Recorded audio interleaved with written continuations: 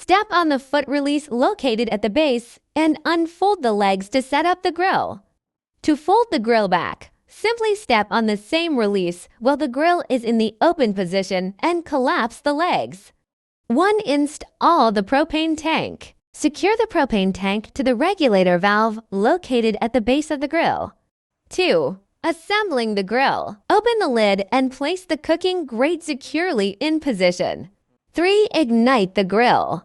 After ensuring proper setup, push in and turn the control knob counterclockwise to the max position to release a small amount of gas. Then, press the ignition button repeatedly or hold as instructed to light the grill. For flame control and lock features, turn the knob counterclockwise to increase the flame from low minimum to high maximum. The farthest position marked with a lock symbol is the safety lock. To unlock, turn the knob to the left until it reaches the power symbol. You're ready to grill. Once the flame is lit, release the knob and begin cooking.